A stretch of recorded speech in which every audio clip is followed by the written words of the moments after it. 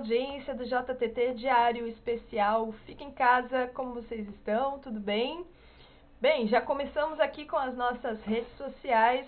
Vou falar aqui para você compartilhar esse ao vivo, curtir esse ao vivo. Aqui do lado ou aqui do lado deve estar aí os emojis, as carinhas para você expressar seus sentimentos enquanto decorre o JTT aí, tá? Fiquem à vontade para interagir, para comentar aqui no vídeo. E também fiquem à vontade para nos seguir nas redes sociais, as redes sociais que você mais utiliza, certo? Aqui tem o Instagram com @portal.desacato, o Facebook portal.desacato, estamos no YouTube também, Portal Desacato, e no Twitter, @DesacatoBrasil. Beleza? Vê aí a mídia social que você mais utiliza, procura a gente lá, procura o Portal Desacato e siga e compartilhe a outra informação, certo? Eu também preciso falar aqui para vocês que vocês podem interagir, assim como vocês já têm feito, e a gente está gostando muito de receber as mensagens parabenizando o nosso trabalho, nos dando sugestões de como melhorá-lo, tá? E vocês podem continuar, se você ainda não fez, você pode mandar a sua mensagem aqui para o nosso WhatsApp, que é o 048 988077742. Manda aí sua sugestão, sua denúncia, se você quiser falar sobre alguma coisa, de repente quiser fazer uma entrevista aí para o nosso JTT via Skype, claro, né? Cada um na sua casa. Manda aí o seu nome, a sua fonte, tá? Para o nosso número aqui de WhatsApp ou também para o nosso endereço de e-mail, que é o portal.desacato@gmail.com. Você pode fazer parte desse jornal também. Esse jornal é para vocês e é com vocês, né? E é por vocês, trabalhadores e trabalhadoras do Brasil, do mundo. Hoje a gente vai ter mais uma entrevista internacional, então a gente tenta aí abranger o mundo todo internacionalista, certo, gente? Então fica aí os nossos números, lembrando que esse primeiro número aqui é o da nossa redação, a gente não tá lá, a gente tá em casa, certo? Então eu vou deixar aqui as redes sociais para vocês darem uma olhadinha. Bom, na verdade a gente vai dar uma olhadinha no nosso portal, que já tá aqui aberto, bem bonitão. Digita aí desacato.info no seu navegador, acompanha aí o Portal Desacato comigo. Com certeza quando você abri-lo já vão ter outras matérias. Olha que bonito, O Corpo da Terra, por Raul Fittipaldi. Bem legal. Parece aí uma... Não é uma poesia, bom, não sei decifrar se é poesia, se é conto, se é texto simplesmente, mas parece ser algo bem bonito aí, porque o Raul não faz nada que não seja bonito. Puxando o saco do diretor. Ele é um dos nossos colunistas na Outra Reflexão. Aqui está outra reflexão, que é a área dos nossos colunistas. Você pode observar aí o nome que você mais acompanha, que você quer saber, tem curiosidade de se informar. Aqui está a área dos nossos colunistas na Outra Reflexão, certo? Aqui também tem as nossas produções, com todos os nossos programas aí, que é de produção do Portal Desacato, beleza? Tem também Nossa América, Brasil, Santa Catarina, Florianópolis. Vamos voltar aqui para o Desacato, para a página inicial. Olha só, já mudou tudo aqui, ó. Já tem uma notícia nova, fresquinha. Covid-19, Japão amplia estado de emergência para todo o território nacional. Eu acho que é a medida correta a se fazer, né? O primeiro-ministro do Japão anunciou nesta quinta-feira, 16/4, hoje, a ampliação do estado de emergência para todo o país, com o objetivo de possibilitar uma luta mais eficaz contra a propagação do novo coronavírus. Bom, essa teria que ser a decisão de todos os países, né, de todas as nações, inclusive do Brasil, né, e não fazer o que o Bolsonaro está fazendo, já vem fazendo aí, de fazer vídeos emotivos, falando que o Brasil não pode parar, com aquela voz emocionada. Não é isso, Bolsonaro, não é isso que é para fazer, é pra gente ficar em casa mesmo, porque a gente tem que cuidar das pessoas mais velhas, das crianças, enfim. Seria essa, o Japão aí tá com a decisão tomada, seria essa a decisão. No Ceará, a preocupação é monitorar a expansão da Covid-19 na periferia, diz pesquisador. Muito bom, Ceará, é isso também. Segundo o infectologista e assessor do consórcio Nordeste, conversou sobre a expansão da epidemia no Ceará e no Nordeste. É uma das cidades que, olha só, tem mais casos confirmados, né? O índice de pessoas com o novo coronavírus no Ceará chegou a 2.386 hoje, e o número de pacientes mortos pela doença é de 124 pessoas. Bem, gente, tá bem complicada a situação no Brasil, viu? Eu vi uma planilhazinha que comparava o Covid na Espanha, que já vem sofrendo aí já há alguns dias, né? Algumas semanas, diria. E tá muito similar com os números da Espanha, que já está sendo aí já há algumas semanas, com comparação com hoje, por exemplo, no Brasil. A gente está numa curva bem acelerada do Covid e, obviamente, é muito da consequência aí dos atos e não atos do Jair Bolsonaro, né? Justiça autoriza trabalho remoto para servidores na Marinha em Santa Catarina. Sobre as pessoas que representam, por Carlos Weimann. Aqui está a matéria que foi ontem no JTT com a Rita Coitinho. O abuso nos preços em época de crise, por Guilherme Carlesso. Gente, tem bastante coisa aqui. Tem bastante coisa aqui hoje. Aqui, ó, essa notícia aqui foi ontem, dia 15. Hoje é dia 16. Mas é uma notícia que vocês têm que saber, trabalhadoras e trabalhadores, têm que estar por dentro aí da carteira verde e amarela. Ontem a gente fez um JTT com o debate do Ralph Tipaldi e da Heleneira Vilela falando sobre isso. Deem uma olhadinha.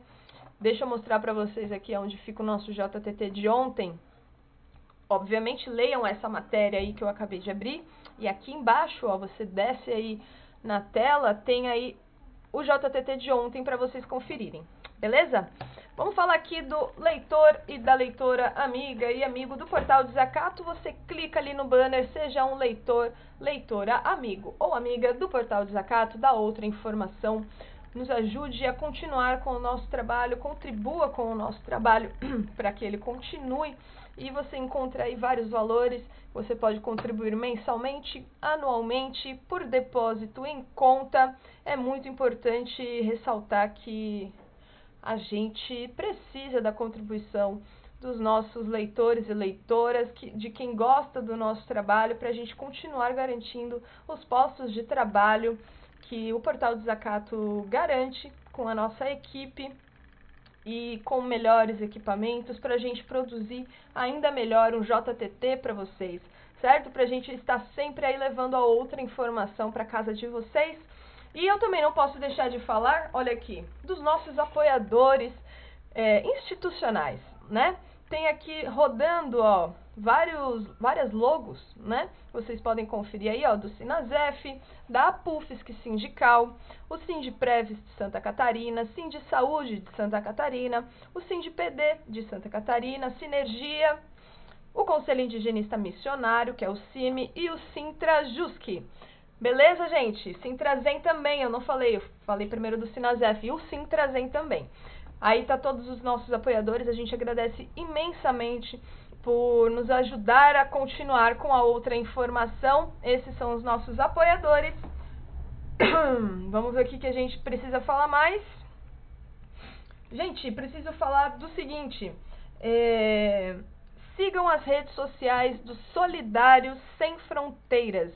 É uma ONG que não é brasileira. O nome é em espanhol, então fica Solidários Sin Fronteiras.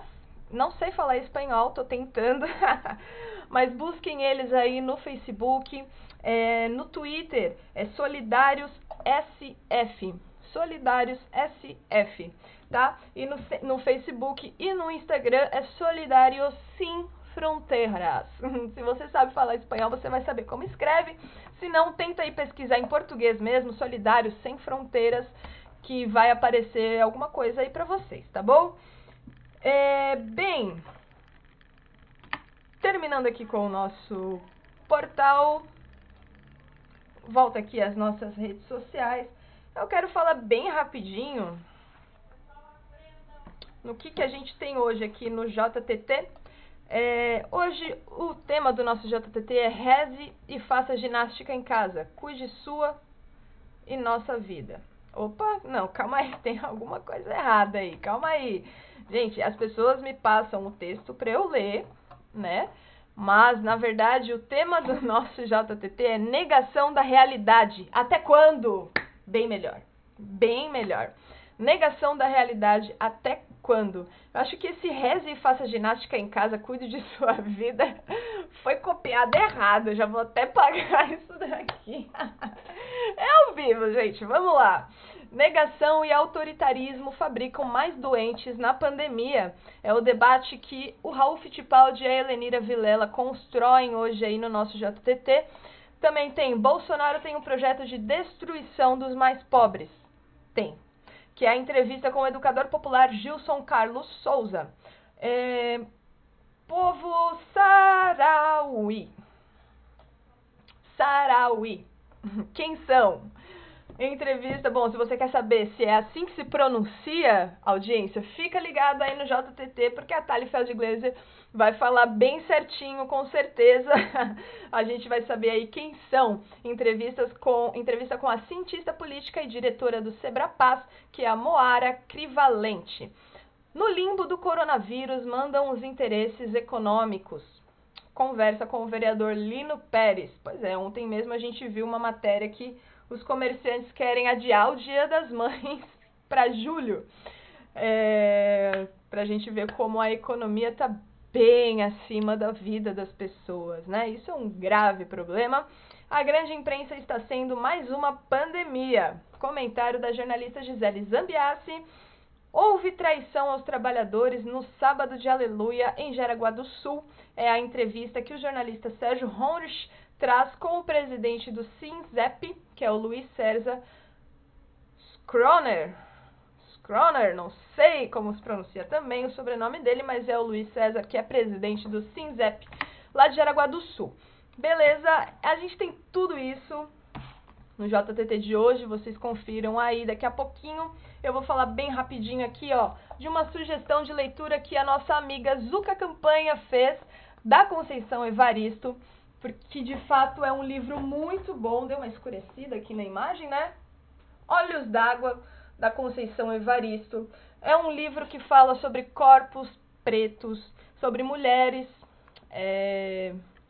principalmente sobre mulheres, mas também fala sobre histórias de homens, de mães, de avós, de pais, de aborto e, obviamente, de morte, porque quando se fala de corpos pretos, infelizmente a gente vai falar de assassinato, de genocídio do povo preto, principalmente pela polícia, mas também pela sociedade, né? Que a gente aí cultiva, infelizmente, a necropolítica sem saber, muitas vezes, e os corpos pretos estão aí muitas vezes na linha de frente, não só pela polícia, mas também pela sociedade. Conceição Evaristo, nesse livro aqui, nos traz vários contos e histórias, né, de mulheres que de alguma forma sofrem esse racismo tão estruturado na nossa sociedade. Olhos d'Água, da Conceição Evaristo, é a minha sugestão de hoje, assim como a nossa querida acompanhante aí, Zuca Campanha, perdeu o foco, voltou. Zuca Campanha nos auxiliou a fazê-lo. Se você quiser que eu fale de algum livro aqui, pesquise junto com vocês, botem aí no comentário, comentem aí o nome do livro. Ó, gente, conheço esse livro, já li esse livro, é muito bom, que eu vou falar com certeza. E aproveitando também, gente, eu quero mandar aí um abraço, deixa eu achar aqui. Vou mandar um abraço para a advogada Daniela Conde, que nos acompanha todos os dias do isolamento lá do Rio de Janeiro. Um abraço, um beijo de todas nós e de todo do Raul Fittipaldi para Dani. E a gente recebeu uma mensagem, eu vou ler uma mensagenzinha por dia, tá? que a gente está recebendo mais de uma mensagem por dia. Então, você manda aí sua mensagem que eu leio aqui ao vivo para vocês. Imagino a correria e as dificuldades. Todo respeito e consideração pelo trabalho de cada um e cada uma da família Desacato neste momento tão difícil. Seguimos firmes, se cuida, abraço do professor Fernando Calheiros. Um abraço, Fernando Calheiros. Muito obrigada por continuar acompanhando aí o JTT Diário Especial. Ele é especial para vocês, nossa audiência. Manda aí sua mensagem pra gente também, ou aqui no comentário mesmo. Beleza? Amanhã a gente volta. Fiquem aí com Helenira Vilela e Raul Fittipaldi. E fiquem em casa, gente. Até amanhã. Alô, Jana Machado, audiência do Portal Desacato, do JTT Fica em Casa. Temos de aleluia, né? Começou o sábado passado com a traição da Câmara de Vereadores aos trabalhadores de Jaraguá do Sul. Segue com essa espécie legislativa aprovada ontem na Assembleia Legislativa de Santa Catarina, que permitiria, se for aprovada pelo governador Moisés, voltar, além de fazer ginástica aglomerados, a fazer cultos religiosos. Bom, essas são as negações que levam alguns países a ter mais problemas que outros, como a Turquia de Erdogan, como o Brasil de Bolsonaro, o Chile do Pinheira e Estados Unidos de Trump, que já tem mais de 30 mil mortos. Esse é o cenário, Helenira Vilela. Bom dia, 11h32. Bom dia, Raul Fittipaldi. Bom dia, Jana Machado. Bom dia, boa tarde, boa noite, audiência do JTT Fica em Casa. Pois é, Raul. Eles votaram ontem, né, na Assembleia Legislativa, tratar como serviço essencial o funcionamento aberto de academias enfim, de igrejas, né? Não exatamente igrejas, locais de cultos religiosos. E aí, apesar de haver na própria aprovação de que tem que ter alguns cuidados e eu fico muito preocupada. Não me parece que, primeiro, não me parece que seja essencial, né? A própria igreja suspendeu o culto de cura porque não cura. E eu sempre digo, a gente não é religioso, eu e você, mas sabe, bom, se Deus está em todos os lugares, reze na sua casa. Reze com as pessoas. Você vai se aglomerar num lugar com um monte de gente para correr o risco de transmitir essa doença para todo mundo. É muito arriscado. Faça exercício em casa, é possível, é perfeitamente possível. Meu filho aqui, o Cauê, é super disciplinado, ele faz todos os dias, faz aqui dentro de casa, orientado via internet. Não tem motivo para a gente, nesse momento, correr o risco. E aí é bom a gente lembrar que só teve um deputado, que é o Paulo Êcio, do PT de Brusque, que votou contra no caso das academias e se absteve no caso das igrejas e locais de cultos, que é do Partido dos Trabalhadores, que assumiu no rodízio que o Partido dos Trabalhadores está fazendo, no lugar do Padre Pedro, teve o Carlito e agora está o Paulo. E eu não entendi, na verdade, como é que as pessoas não compreendem o que cientistas, médicos, epidemiologistas, infectologistas, matemáticos estão explicando, que é como é que você para a disseminação, né? Mas essas negações, Helenira, têm bastante caráter autoritário às vezes também. Além de colocar a humanidade em risco, os resultados não são bons. Você fez um périplo, tempo atrás, por alguns países asiáticos e eurasiáticos, e os comportamentos são bem diversos. Por exemplo, a disciplina da China, e eu queria que você me falasse um pouco, você esteve por lá, parece que se contradiz com essa negação do Erdogan na Turquia, país que você também visitou. Então, quando eu tive em muitos países, eu ao longo da minha vida, Raul, eu estou batendo quase 40 países em que eu já estive, né? A maioria na Europa e na Ásia, e na América Latina eu nunca tive nem na África, nem na América do Norte, nem na Austrália, na Oceania, assim. O que acontece? A gente percebe que o comportamento é realmente muito diferente. Na China, o que a gente mais vê é que existe duas coisas. Primeiro, uma compreensão de eu sou parte de um coletivo. O que eu faço afeta os outros. Então, quando vem uma orientação de uma autoridade, que é sempre muito respeitada, e as pessoas acham que isso é feito só imposto de uma maneira autoritária, mas não é exatamente isso. Existe uma compreensão, mesmo de pessoas que eram contra o governo do Xi Jinping, ou que tinham diversas críticas à revolução do Mao Tse Tung, eles tinham uma compreensão de que eu faço parte de um todo e que este todo funciona na medida que eu contribuo para que isso funcione. E, por outro lado, que existem autoridades, até porque é um país que tem 1,5 bilhão de habitantes, quase, 1 bilhão e 200 oficial, mais uns 200 a 300 milhões de ilegais, não registrados, aí é uma questão que a gente pode discutir, mas tem 1,5 bilhão de pessoas e eles compreendem que existem autoridades e que se o cara é o responsável pela saúde, primeiro lá, educação e conhecimento é uma coisa muito importante. Então, eles entendem que a pessoa que foi formada para me dizer como determinada coisa funciona, me dá uma orientação, eu respeito essa orientação. Tem uma coordenação, por isso que eles constroem hospitais tão rápidos, pontes tão rápidos, eles têm tecnologia e tem coordenação das ações. Então, precisa todo mundo parar essa rua aqui. Para todo mundo, a gente respeita esse funcionamento para poder aquela outra coisa que o coletivo precisa funcionar. Elenira, estamos falando de conhecimento e compreensão através do conhecimento da realidade. Coisa que parece que para Erdogan, por exemplo, não funciona na Turquia, onde você também esteve. Exatamente. Aí se você passa daí para países muito religiosos, em que as autoridades têm uma relação muito estreita com a religiosidade, eu poderia citar a Turquia e a Índia, onde eu estive, a gente percebe que é o oposto. Assim, não tem um Estado tão estruturado, na Turquia muito mais do que na Índia, é verdade.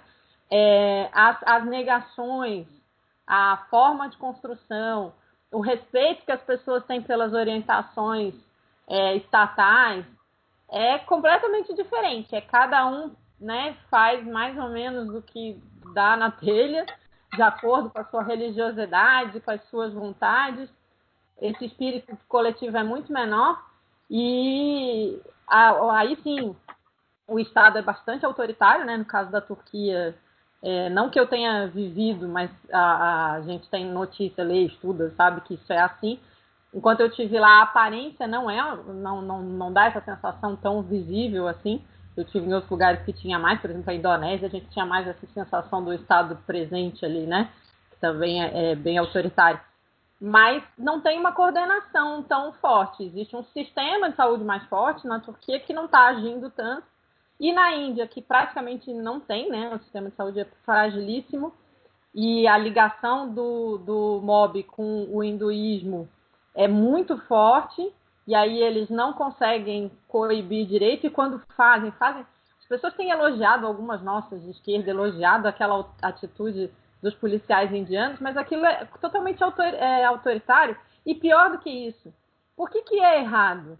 Porque o MOB não está promovendo as medidas que permitam as pessoas ficarem em casa. Eu tenho um conhecido que eu conheci lá e converso com ele no Facebook, inclusive ontem foi aniversário dele, o Deepak, que mora lá na Índia, e aí ele fala do isolamento e fala, o problema é que eu sou guia turístico, o turismo parou, eu não tenho do que viver. Então, para ele é um desespero, porque não é que ele não queira seguir, ele não tem como seguir a orientação. E aí a polícia dá cacete nas pessoas daquele jeito. Enfim, é uma situação muito difícil. Agora, eu conversei com gente na França e na Itália, e aí elas me confessaram, assim, quase, olha, mas lá também, assim, é difícil as pessoas seguirem a orientação do Estado. Mesmo com o isolamento imposto, as pessoas ficam tentando quebrar. Então, a falta de disciplina e de senso coletivo, eu acho que comparando a China e o Vietnã, com todos os outros lugares onde eu tive, o patamar é de uma diferença muito, muito grande. Mas aqui na América Latina tem os problemas mais profundos, porque na verdade se vincula mais ainda com a questão econômica, ou seja, a religião, os interesses econômicos, fundamentam decisões como a que houve ontem na Assembleia Legislativa de Santa Catarina, como as que Trump levou a Trump a demorar um monte de tempo e agora é o grande epicentro do coronavírus, e as do Chile, por exemplo, que chegou a contabilizar os mortos como recuperados. Ou seja, se negar a ciência, dá errado. A coisa negar a ciência, exato. Ou por religião, ou por seja lá o que for. Negou a ciência, negou o conhecimento científico, não leva isso em consideração, dá errado. Dá errado. Mas uma coisa deu certo no STF4 ontem, Por favor, nos fala um pouquinho disso, inclusive para mim, que não estou a par, e depois vamos nos despedindo, já que estamos no finalmente. Certo. Então, na verdade, tu misturou aí, são duas decisões em duas instâncias diferentes. Uma no STF, no pleno do STF, e uma no TRF4, que é o Tribunal... Eu falei STF4, desculpe, audiência. Sim, misturei, claro. No STF, ontem o pleno corroborou a decisão do Alexandre Moraes, quem diria que algum dia eu ia comemorar a decisão do Alexandre Moraes, de permitir a estados e municípios manterem as medidas que são sanitárias, né? As medidas que têm a ver com a preservação da saúde. E isso tinha sido eliminado, Alexandre Moraes, e agora o STF aprovou no pleno que sim, tem que ser respeitado, porque, segundo a própria Organização do Sistema Único de Saúde, são essas as instâncias de deliberação de medidas sanitárias e de prevenção epidemiológica. E aqui no TRF4, aqui, na verdade, é lá em Porto Alegre, esse que está dando notícias ruins, o Sinasef tinha entrado com um pedido de mandado de segurança aqui na Justiça Federal, ele tinha sido negado. Qual era o pedido do mandado de segurança? Era preservar a saúde dos servidores civis que trabalham na Escola de Aprendizes da Marinha, que eu já relatei aqui algumas vezes, que mantém as aulas. Infelizmente, a medida judicial não afeta as aulas dos estudantes, então eles vão, provavelmente, a menos que o Ministério Público ou algum ente haja, manter as aulas, mas pelo menos os servidores civis foram autorizados a não ter que mais ir lá, o que diminui a quantidade de gente entrando e saindo da escola. Lembrando que a escola tem mais ou menos 200 estudantes jovens ali, quase todos de periferia, que são aprendizes da Marinha. Então, a gente comemora bastante o Sinasef, os trabalhadores civis. Essa vai ser uma medida que vai ser exemplo para o país inteiro, porque, infelizmente, a Marinha no país inteiro manteve as aulas e manteve essa circulação de pessoas entrando e saindo de lugares onde os aprendizes estão confinados. Então, a gente precisa suspender isso, mas é uma boa decisão, a gente pode preservar a saúde dessas pessoas. É uma boa notícia e esperar que se estenda essa notícia do TF4 de Porto Alegre, por fim, dá uma boa notícia, como tu falaste, se estenda para os estudantes. Helenira, a gente se encontra amanhã. Até amanhã, tchau, gente. Tchau, audiência do JTT e fique em casa. Fique em casa. Até amanhã. Beijo. Tchau. Beijo. Tchau. Para você que nos acompanha aqui no JTT Diário, hoje a gente vai até Fraiburgo conversar com o educador popular, também membro da coordenação da Associação Paulo Freire de Educação e Cultura Popular, a PAFEC, o Gilson Carlos Souza. Gilson, boa tarde, final de tarde, na verdade. Tudo bem contigo? Como está Fraiburgo nesse momento? Boa tarde, Claudinha. Boa tarde, os internautas do Portal do Zacato. Para nós é uma grande alegria estar usando esse espaço. Aproveitar e mandar um abraço para toda a audiência, né? O Nilson César Fraga em Londrina, o Paulo Pinheiro Machado em Florianópolis, o Delmir Valentini em Chapecó, enfim, esses grandes historiadores que de uma forma ou de outra, também todos os operários e operárias que nesse momento difícil da nossa história estão tendo que arriscar suas vidas, também todos os companheiros e companheiras do Portal do Zacato. Nós estamos passando por um momento difícil, né? Como caboclos e caboclas, como remanescente dos caboclos e caboclas, porém nós estamos acostumados a isso, né?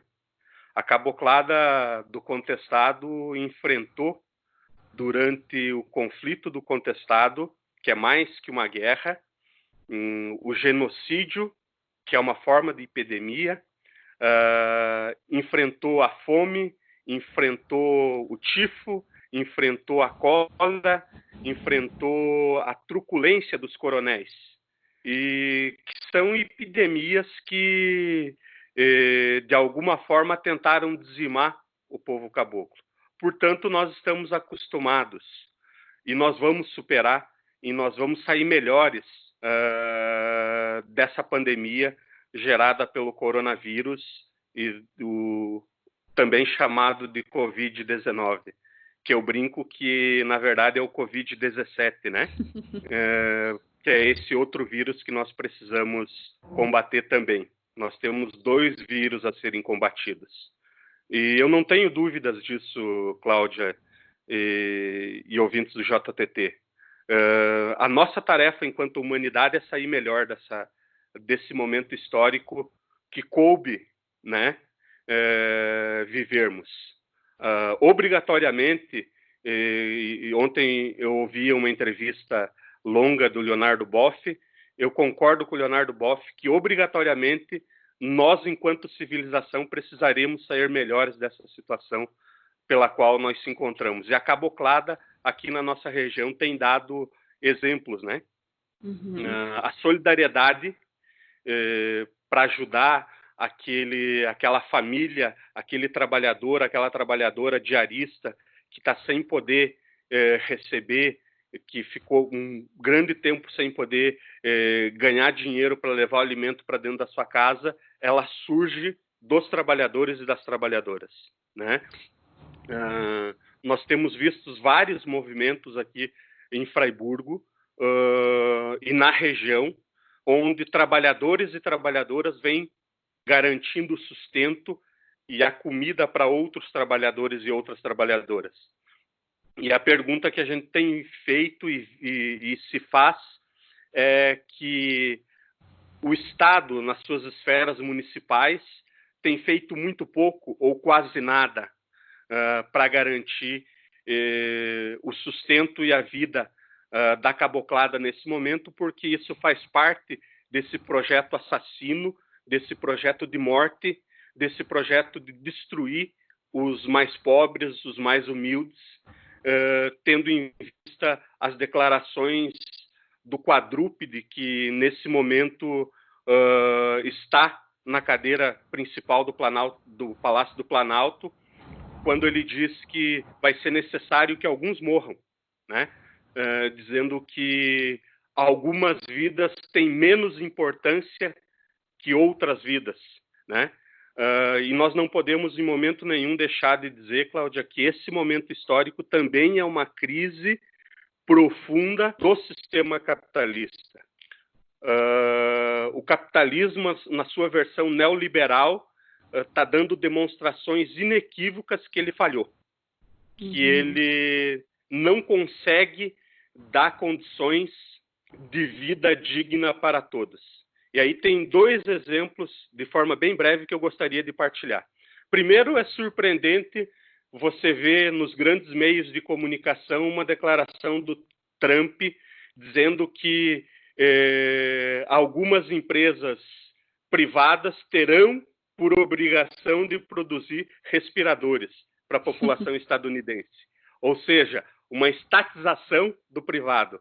Outro exemplo é na Inglaterra, né, onde as ferrovias foram nacionalizadas durante esse período de pandemia. Ou seja, tudo o que eles pregavam, da não interferência na economia, foi por água abaixo, né? O liberalismo econômico faliu. E a nossa tarefa agora é pensar como que daqui para frente nós vamos construir uma outra economia onde a vida esteja acima do capital, onde a vida esteja acima do lucro. Essa é uma questão bem importante, Gilson, e essa semana a gente conversava também com o professor Nilson Fraga, que ele também trouxe esses elementos do contestado que estão absolutamente ligadas a toda essa análise, né, essas reflexões que você traz. Como se pensa a guerra do contestado, né, o sofrimento de caboclos e caboclas, também dentro desse contexto do neoliberalismo? Que medidas, né, vai ser possível agora, durante ou após, porque a gente não tem uma data para terminar isso, se construir junto com esse povo que é pobre, que é trabalhador, mas que é muito resistente aí das terras contestadas? Então, Cláudia, não só aqui na região do contestado, não só aqui em Fraiburgo. A nossa tarefa, e eu volto de novo a citar Leonardo Boff, a nossa tarefa é o que nos ensina Leonardo Boff. Nós temos que discutir o Brasil. Nossa tarefa central pós essa pandemia, essa maldita pandemia, é discutir o Brasil e discutir um modelo de sociedade onde caibamos todos nós, onde principalmente os mais humildes, os mais necessitados estejam incluídos e, mais do que isso, mais do que incluídos, sejam protagonistas. Nós temos que também, é momento de avançar. Só a inclusão não basta. O caboclo, a cabocla, o trabalhador, a trabalhadora, o operário, a operária precisa determinar onde ele quer que os recursos públicos sejam investidos. E eu acho que Sim? Sobre essa questão também dos recursos públicos, a gente vai dividir essa entrevista em duas. E eu acho que vão cair bem os outros elementos que tu vai falar sobre essa realidade também que Fraiburgo tem passado, né, Gilson, nesse momento aí. Também onde se prega um assistencialismo, tem outros elementos a serem ditos. Podemos dividir essa entrevista em duas e trazer os outros detalhes nesse próximo bloco? Pode ser, Gilson? Pode ser, Cláudia. Eu só queria concluir dizendo o seguinte, que é fundamental que nós consigamos debater o Brasil e criar um outro modelo que nós estejamos dentro do orçamento e sejamos protagonistas desse orçamento, né? Porque ficou claro, por mais que alguns estúpidos ainda não tenham entendido, ficou claro que o modelo neoliberal, que o modelo capitalista faliu e não dá conta do mínimo para que a sociedade, a civilização brasileira, a civilização, no nosso caso, cabocla, consiga sobreviver. É verdade. Gilson, a gente volta contigo no próximo bloco e vamos debater um pouco mais sobre isso. Um grande beijo e obrigada até esse momento aí por esses elementos. Um grande abraço, Cláudia. Um abraço a cada menino, a cada menina da PJR, da PJMP. Dizer que estamos com muitas saudades de estar por aí, fazendo conversas, estando próximos. E assim que essa maldita pandemia passar, quando vocês me chamarem, eu estarei no Extremo Oeste para a gente partilhar o pouco que sabe. Ah, que beleza. Nós também estamos com muitas saudades e ainda bem que conseguimos falar por aqui. Um beijo, Gilson. Cuide-se muito. Tchau. Beijo. Olá, amigas e amigos do Portal Desacato. Estamos com Moara Crivalente, cientista política e diretora do Zebra Paz, que desde o Porto, em Portugal, vai nos contar por que na terça-feira tem um seminário sobre a causa Saharaui. Obrigada, Moara, por aceitar o convite para a entrevista. O que é o povo Saharaui? Obrigada, Thali, e obrigado pelo convite para falar com o Portal Desacato, muito importante para a gente. Sim, o seminário de terça-feira vai ser com o representante da Frente Polisário junto à ONU, que é o Sidi Omar, e o propósito do seminário é justamente tentar contribuir um pouco com a difusão ou a divulgação da causa Saharaui no Brasil, na América Latina e onde mais pudermos alcançar, porque inclusive o seminário vai ser realizado em espanhol. Nos localiza onde mora o povo Saharaui e o que é que faz com que mereça um seminário e, muito mais do que isso, né, que mereça ter seu direito à autodeterminação reconhecido. Então, o Saara Ocidental fica no noroeste da África. É um território que foi colonizado pela Espanha e foi entregue, abandonado basicamente pela potência colonial que era a Espanha na década de 70. Em 1975, a Espanha se retirou do Saara Ocidental, basicamente porque a ditadura franquista já vinha enfrentando várias crises e enfim, culminou nesse movimento. Mas ao invés de responder às demandas da ONU para que o Saara Ocidental passasse por uma descolonização, que era a responsabilidade da potência colonial nesse caso, a Espanha simplesmente abandonou o território e o entregou à revelia da vontade do povo saharaui ao Marrocos e à Mauritânia, através de uns acordos secretos e legais. Em 75, o Marrocos e a Mauritânia invadem o território, então, e a Frente Polisário, que é a Frente para a Libertação, Frente Popular para a Libertação do Seguir Hamra e Rio de Ouro, perdão, que já estava organizada desde 73 contra a colonização espanhola, então passa a combater a ocupação do território pelo Marrocos e pela Mauritânia. Em 79, a Mauritânia se retira, reconhece o Saara Ocidental, ou a República Árabe Saharaui e Democrática, que foi declarada pela Frente Polisário em 76. E o Marrocos não, o Marrocos continua ocupando e enviando colonos e tentando colonizar o território do Saara Ocidental. Uma série de negociações e acordos, ou melhor, resoluções vão reconhecendo sempre o direito do povo saharaui à autodeterminação, que teria que ser implementado, digamos assim, através da realização de um referendo, em que o povo saharaui poderia escolher qual seria seu destino político e nacional. Mas o Marrocos sempre vem tentando evitar ao máximo, criando todo tipo de dificuldades para realizar esse referendo, e ultimamente, nos últimos anos, na verdade, a opção pela independência já nem aparece nas discussões de uma solução, né? Como as pessoas podem se inscrever no seminário?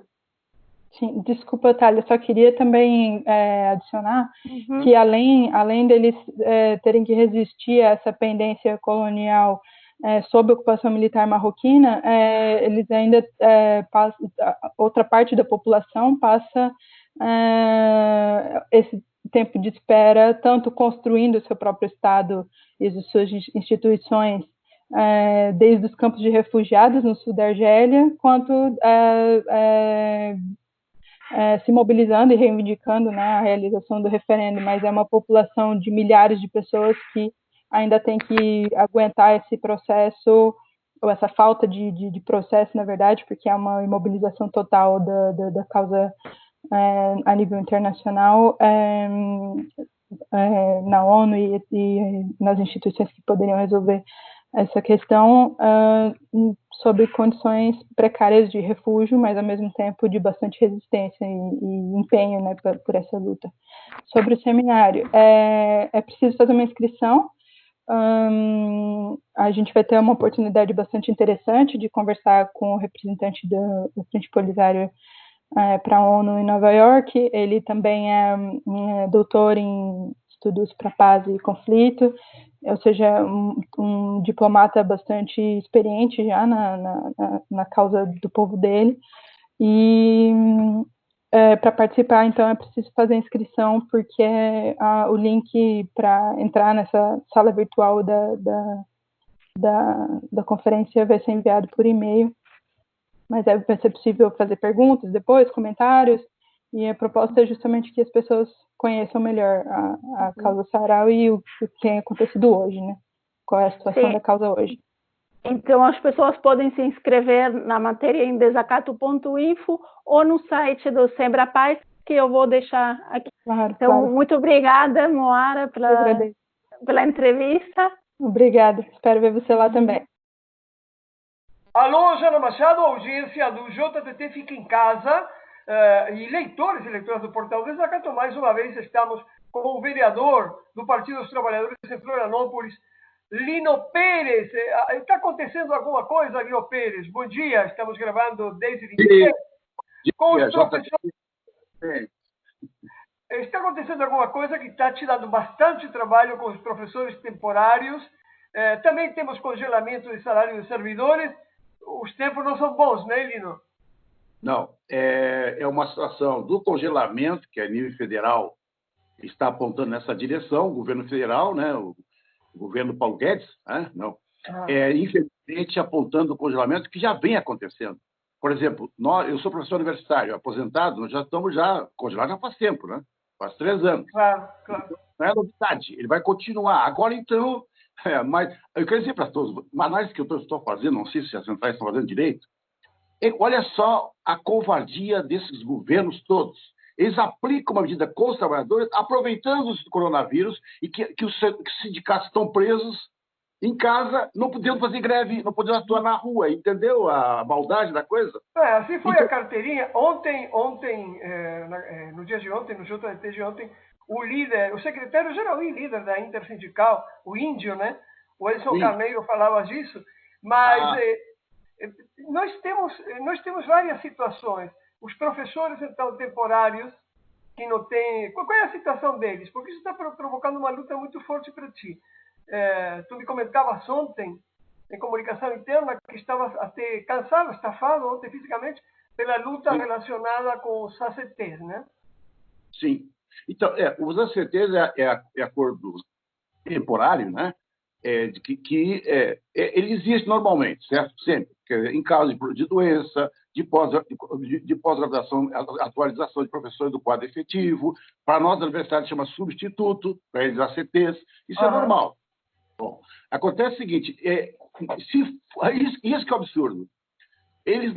A prefeitura não atua nem na normalidade, nem na anormalidade. Por quê? É o seguinte, se fosse na normal, o contrato vai expirar, chama o próximo. E o sindicato ia para cima da prefeitura para repor as vagas, ok? Agora, o que aconteceu? A prefeitura não chama os novos e deixou expirar o prazo dos ACTs. Por exemplo, foi dia 9 de abril. Agora, 288 foram para a rua. E a prefeitura... Entendeu? Aí a Hein? Temos um limbo, então. Ou seja, não foram renovados quase 300... Isso. Um buraco. E, por outro lado, se fala de educação à distância, se fala de retomada de aulas. Isso, exatamente. Para complicar mais o assunto, mesmo que essa nossa luta é a seguinte, garantia dos contratos temporários que continuem no período de coronavírus. Quando terminar espero que passe quanto antes, acho difícil, enfim, aí quando voltar à normalidade, aí se discute, aí entra uma discussão. O processo participativo dos sindicatos, Conselho Municipal de Educação, a Secretaria, para poder dispensar os ACTs. E mesmo assim, tem ACTs que continuam, porque os professores, muitos continuam afastados por outras razões, não é por coronavírus. Bem, nesse período que o Citrazem fez uma consulta ao Tribunal de Contas, no item lá 1.6, dizem que ele recomenda que não se deu romper os contratos, que continuem os contratos até terminar a pandemia. O que faz o senhor presidente da Câmara Municipal, que é uma corrente de transmissão do GE? O que eu vou fazer? Já passou o prazo. O seu prefeito, né? Eu tenho que chamar os próximos. Só que o processo, por exemplo, de perícia, dos que vão voltar, não funciona. Então, o que está acontecendo? Nesse buraco, o prefeito economiza, joga os ACTs na rua, eles não têm cesta básica, vamos dizer, não tem a renda mínima, entenderam? Por exemplo, no máximo, imagina um ACT, ele vai ter que depender do cartão merenda do filho, da Bolsa Família, se ele tiver no Bolsa Família, que é R$100 por mês, ele ganha na média R$2.000, e o que ele faz? Então, o absurdo disso é que o ACT não tem os direitos na normalidade e é jogado na rua de uma forma covarde, maldosa, eu já falei isso ontem, na live com o Citrazem, né? Jogando o pessoal 288 ACTs na rua, fora os que estão para vir ainda, que está para expirar o prazo. Então, ele jogou no buraco. Por isso que, na Câmara Municipal, estamos lutando para um substitutivo para poder garantir esse período. A Carla fez, olha só, a Carla fez 3 projetos. Um primeiro que é genérico. A vereadora Carlaires. Carlaires me substituiu em março. Depois ela fez mais 3. Sabe o que fez o presidente? Que agora tem um regime de exceção, porque de regime de exceção, ele mesmo separa, faz tudo que dá a sua vontade.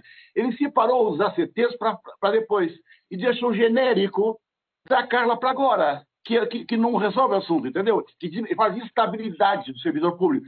Aí o que ele faz? Como eles vão comprar lá, a Câmara fica impedida de legislar sobre o ACT.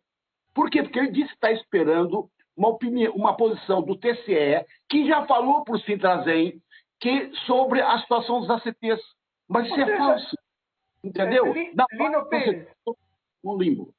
O que acontece é que tudo está virando um limbo em todas as ações, em todas as atividades, porque na Assembleia Legislativa, que não é diretamente da tua órbita, mas interfere. Por exemplo, ontem aprovaram está submetido ao parecer do governador, que voltem as academias e os cultos religiosos. Quer dizer, umas coisas pode, outras não pode aglomerar, não pode, professor pode trabalhar, não pode, tem salário, não tem.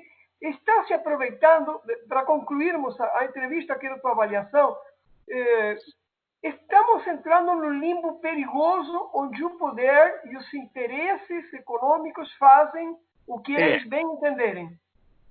Ou seja, o capitalismo está em toda a sua crueza, nudeza. Ou seja, não tem meias palavras. O setor empresarial vai no bafo do governador, cumpra-se. Bom, então, ele está criando bombas biológicas. Ou seja, concentração de cultos, concentração de tudo que é lugar, e vai piorar, porque a curva aquela que nós estamos subindo, que não estamos nem no terço, exato. E mais ainda. Então, o seu governador está nas suas mãos, e parte da Assembleia Legislativa, as mortes que vão acontecer daqui para frente. Nesse sentido, aqui o Jean, nesse sentido, está mantendo a restrição ao isolamento social. E nesse sentido, nós temos que reforçar e ampliar essa ação. Isso é o Jean 1. Tem o Jean 2, que é aquele lá dos 100 milhões, lembra? Do asfaltaço, que contingenciou 25 milhões da saúde, que reduziu as verbas da assistência social, que não vai para a periferia, para trabalhar com o saneamento da periferia, porque lá vai dar bomba biológica. São os pobres lá, que vivem tudo amontoados, né? Em coabitação. Então, tudo isso, mas esse pelo menos está mantendo a caráter restritivo. Então, nós temos que defender o isolamento social. E o seu Moisés vai se colocar na sua conta as mortes que vão ser contadas a partir desse decreto que foi feito da aprovação da Assembleia Legislativa. Muito bem. Lino Pérez, obrigado por teu comentário, cada 10 dias mais ou menos, como foi todo o ano anterior, através dos nossos programas de rádio. O vereador, arquiteto, professor Lino Pérez nos acompanha aqui em Desacato e agora no JTT Fica em Casa, periodicamente nos dá a sua palavra e faz seus comentários do que ele vê dentro da Câmara dos Vereadores e do que observa em geral na política catarinense. Obrigado, Lino. Obrigado. Bom dia. Boa tarde, né? Boa tarde e boa noite. Fique em casa. Jana Machado, audiência do Portal Desacato, do JTT Fica em Casa. De novo, esta semana estava prometido. Com a gente lá do Alto Vale do Itajaí, nossa querida companheira jornalista Gisele Sambiassi. Tudo bom, Gisele? Tudo certo, tudo bem. Raul, friozinho agora, tá melhorando o clima, né? Um vinho leve. Gisele, temos uns minutinhos para conversar sobre imprensa. Temos conversado com vários colegas e mesmo que agora tu vais ocupando um espaço semanal, eu queria te escutar, falar um pouquinho do comportamento da imprensa neste período de pandemia, com relação aos aspectos que achares mais pertinentes. Bem, a cobertura da imprensa como um todo é trágica, né? Terrível, é tão grave quanto a pandemia em si mesma. Não toca nos pontos essenciais, fica sempre numa superficialidade, agora ficam se debatendo aí que o Mandetta fique o Mandetta, e meu Deus, o Mandetta é a salvação. O Mandetta é um cara que todo mundo sabe que é mais um vendilhão, né? Mais um cara que está aí só para arrancar o couro da galera. O negócio dele é privatizar a saúde mesmo, é plano de saúde privado e tudo. E claro, ele não vai querer jogar uma pandemia para dentro dos planos privados, né? Nem os planos privados não querem isso, eles querem mais é que o SUS se vire e dê conta de atender ao povo.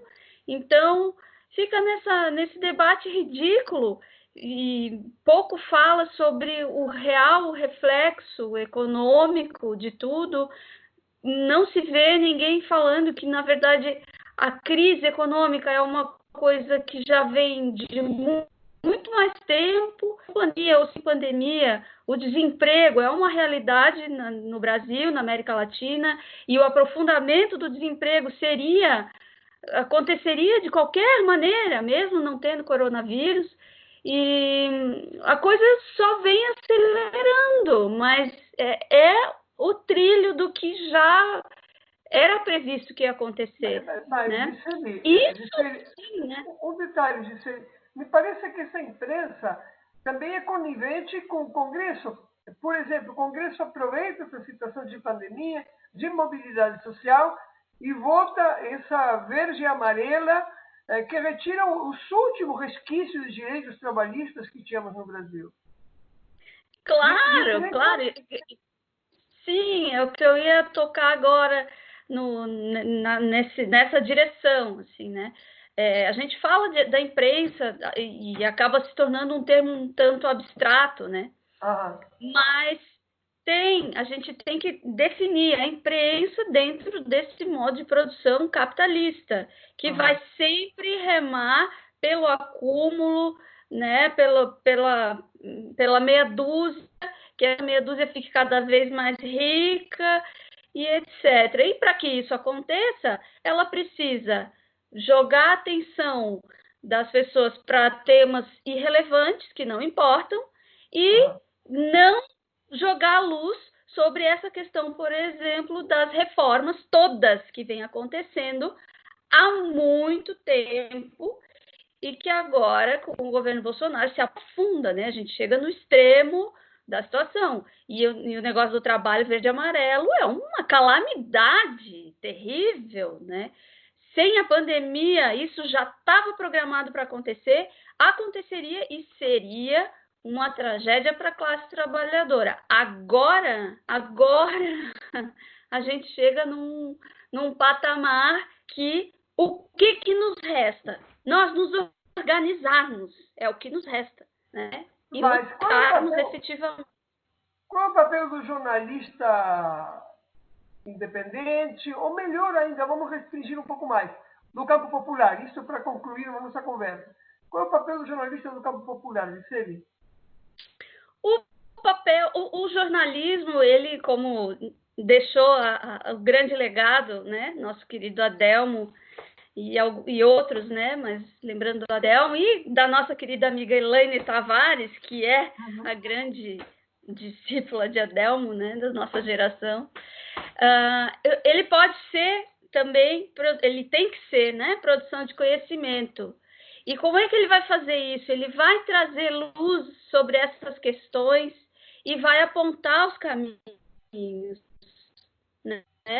Vai apontar os caminhos para quem? Para a trabalhadora. Vai desmistificar, vai desmentir o que a mídia de massa coloca, mas principalmente vai apontar os caminhos.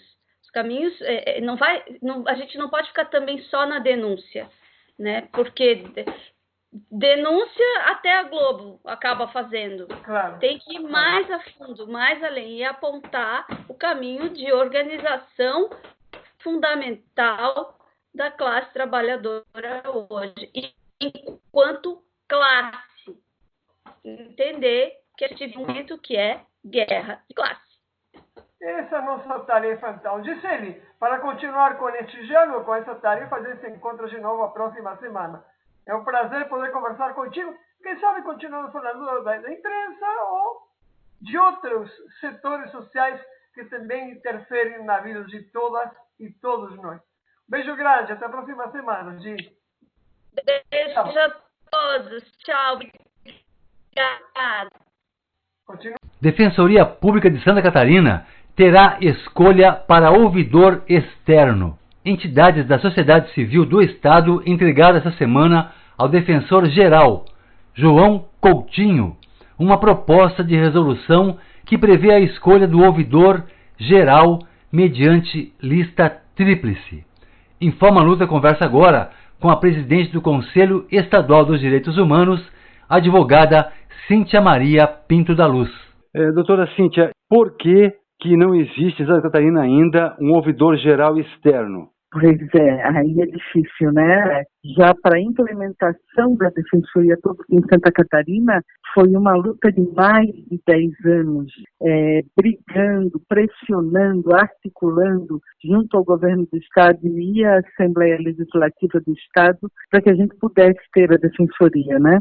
Existe legislação federal que obriga os estados a implementar a ouvidoria geral, porém essa legislação ela não repercutiu até o momento. E agora vamos ouvir o Defensor-Geral do Estado, João Joffre Coutinho, sobre o processo de escolha do ouvidor geral da Defensoria Pública, cargo que ainda não existe em Santa Catarina, embora esteja previsto em lei. A Defensoria Pública, na realidade, ela tem uma figura interna, né, que é a ouvidoria externa, que seria a participação da sociedade civil, através do seu ouvidor, dentro da estrutura da Defensoria Pública. Ou seja, apesar de ser uma figura nos quadros da administração superior da Defensoria Pública, é uma figura que não pertence aos quadros permanentes, como servidores e defensores. Então, é um representante da sociedade civil dentro da administração superior da Defensoria Pública. A gente conversou com a sociedade civil, chamou a sociedade civil para mostrar essa resolução. A sociedade civil ela analisou essa resolução e fez uma nova proposta, propôs algumas mudanças nessa resolução. A gente vai analisar agora essas propostas, vai levar ao Conselho Superior para a gente poder chegar na melhor resolução para fazer a eleição e escolha do primeiro, né, ouvidor geral da Defensoria Pública do Estado de Santa Catarina. A gente, esse ano, tinha previsão orçamentária, inclusive, para conseguir fazer a nomeação desse ouvidor geral, que teria aí um mandato de 2 anos, né? A gente ainda pretende continuar essa conversa, sem sombra de dúvida, e acelerar essa proposição da resolução para finalizar isso e até mesmo ver a possibilidade de iniciar a eleição. Isso aí tudo a gente continua nos nossos planos. Nossa única preocupação é que com essa pandemia agora do coronavírus, a gente sabe que está tendo um impacto financeiro em todos, não é só em Santa Catarina, mas em todo o país, diria até, infelizmente, até no mundo. E a gente vai ter que analisar à frente, mês a mês, para ver se a gente ainda tem estrutura financeira, tornar essa resolução realidade, construir o edital e mais para frente ver a possibilidade real da nomeação com as bases financeiras que a Defensoria Pública vai ter. A Defensoria Pública ela é uma instituição prevista pela Constituição Federal e ela tem a missão, né, essa missão constitucional de fazer a defesa das pessoas de vulnerabilidade. Essa previsão da ouvidoria geral externa, quer dizer, de uma representante da sociedade civil dentro da instituição para poder fiscalizar o trabalho da Defensoria Pública e, com isso, também ajudar a Defensoria Pública a melhorar cada vez mais o seu atendimento a esse público vulnerável. O Defensor Público Geral de Santa Catarina também fala da falta de defensores públicos em nosso estado. Hoje a Defensoria Pública de Santa Catarina é o terceiro pior estado em número de defensores da população. A Defensoria Pública hoje de Santa Catarina, ela fez um estudo e ela deveria ter aproximadamente 350 defensores públicos para conseguir atender o estado inteiro. Hoje a gente, com 117 defensores, a gente atende 24 comarcas, mas sem sombra de dúvida a gente precisa ampliar o serviço da Defensoria Pública. A Defensoria Pública ela atende todas as áreas ligadas à Justiça Estadual, como saúde, educação. A maior procura da Defensoria, principalmente, é a questão de família, né, com divórcios, alimentos, guarda de filhos.